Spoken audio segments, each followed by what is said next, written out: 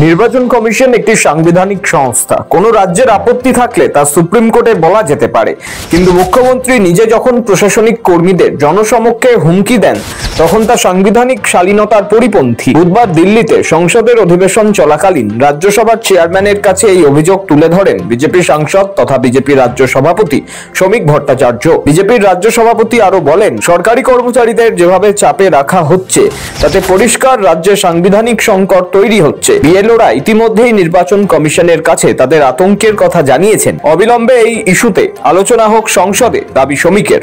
একজনও ন্যায্য ভোটার যেন ভোটার তালিকা থেকে বাদ না যান নির্দেশ দিয়েছেন মুখ্যমন্ত্রী। এ নিয়ে বুথ লেভেল অফিসার বা বিএলওদের ভূমিকা যেন প্রশ্নের মুখে না পড়ে দিয়েছেন সেই বার্তাও। মনে করিয়ে দিয়েছেন বিএলও আসলে রাজ্য সরকারের কর্মী, শুধুমাত্র ভোট এলে নির্বাচন কমিশনের অধীনে যান। আপনারা বিএলও যেসব লিস্ট করেছেন, বিএলওদের কাছে আমার অনুরোধ থাকবে ভোটার লিস্ট থেকে কারো নাম যেন বাদ না যায় সেটা দেখার।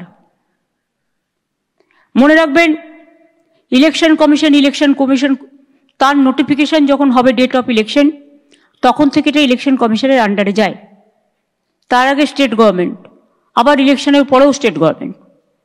সুতরাং এটা মনে রাখবেন, আপনারা চাকরি করেন স্টেট গভর্নমেন্টের, কোনো মানুষকে অযথা হ্যারাস করবেন না। তবে শ্রমিকের অভিযোগ, ভারত কোনো ধর্মশালা নয়, বাইরে থেকে যেই আসছে এখানে থেকে যাচ্ছে। নির্বাচন কমিশন এটাই বন্ধ করতে চাইছে, আর সেটাই ভালোভাবে নিচ্ছে না তৃণমূল, কারণ এই অনুপ্রবেশকারীরাই তৃণমূলের সম্পদ।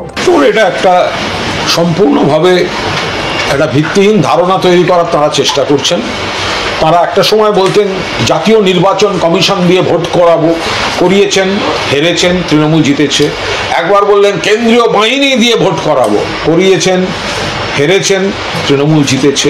এবার নির্বাচন কমিশনকে ম্যানিপুলেট করে ভোটার লিস্টের একটা কেলেঙ্কারির অভিযোগ আসছে। তো সেই জায়গায় প্রতিবাদ হয়েছে, সেই জায়গায় সতর্কতার কথা বলা হয়েছে। আর এই হুমকি কালচারটা তো ওনাদের নেতারা, ওনাদের বিরোধী দলনেতা কথায় কথায় আইএএস, আইপিএস, ডব্লিউবিসিএস অফিসারদের, তাদেরকে কথায় কথায় আপনি কে, দেখে নেবো, দেখে পাঠাবো, গ্রেপ্তার করাবো, এগুলো তো আপনারা বলেন। এখানে আপনাদের অপচেষ্টার বিরুদ্ধে, চক্রান্তের বিরুদ্ধে মমতা বন্দ্যোপাধ্যায়, আপনাদের রাগ হবেই। তৃণমূল কংগ্রেস অবশ্য শ্রমিকের এই অভিযোগকে রাজনৈতিক চাতুরি বলে কটাক্ষ করেছে। এ ব্যাপারে বুধবারই তৃণমূলের সর্বভারতীয় সাধারণ সম্পাদক অভিষেক বন্দ্যোপাধ্যায় অভিযোগের সুরে বলেন, এসআইআর হলো সাইলেন্ট ইনভিজিবল রিগিং নামক এক ভয়ঙ্কর প্রক্রিয়ার মাধ্যমে প্রকৃত ভোটারদের নাম তালিকা থেকে বাদ দেওয়া হচ্ছে, অথচ ট্রাক্টর ও কুকুরের নামে দেওয়া হচ্ছে রেসিডেন্সিয়াল সার্টিফিকেট। কুকুরের নামে রেসিডেন্সিয়াল সার্টিফিকেট, মানুষ ভোট দিতে পারবে?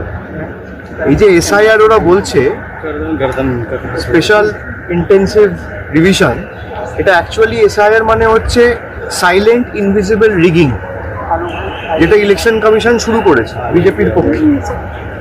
যারা নিজেদের ভোটাধিকার প্রয়োগ করে প্রকৃতভাবে সরকারকে প্রশ্নের মুখে ফেলে, সেই সমস্ত দেশের নাগরিকের ভোটাধিকার কেড়ে নিতে চাইছে ইলেকশন কমিশন, এবং যেভাবে পক্ষপাতদুষ্ট আচরণ করছে, আমি মনে করি এটা বিগত দিনেও দেখেছে, বাংলায় করে কোনো লাভ হয়নি, বিহারে করেছে। আমার বিশ্বাস বিহারের মানুষ জবাব দেবে। একই সঙ্গে অভিষেক হুঁশিয়ারির সুরে বলেছেন, ওরা দুটো নাম বাদ দিয়ে দেখাক, বাংলার মানুষ বুঝিয়ে দেবে কিভাবে জবাব দিতে হয়। কিন্তু একটা মানুষেরও যদি ভোটাধিকার বিজেপি ভাবে যে এসআইআর এর মাধ্যমে আমরা কেড়ে নেবো, আমরা তা হতে দেবো না। তারপরে রাজ্যসভায় শ্রমিক ভট্টাচার্যের নোটিশ ঘিরে নতুন করে উত্তেজনা ছড়িয়েছে রাজনৈতিক মহলে। অবিলম্বে এই ইস্যুতে আলোচনা হোক সংসদে, দাবি শ্রমিকের। ভোটার তালিকা সংশোধন প্রক্রিয়া ঘিরে রাজ্য রাজনীতিতে তীব্র বিতর্ক। ব্যুরো রিপোর্ট, সময়, কলকাতা।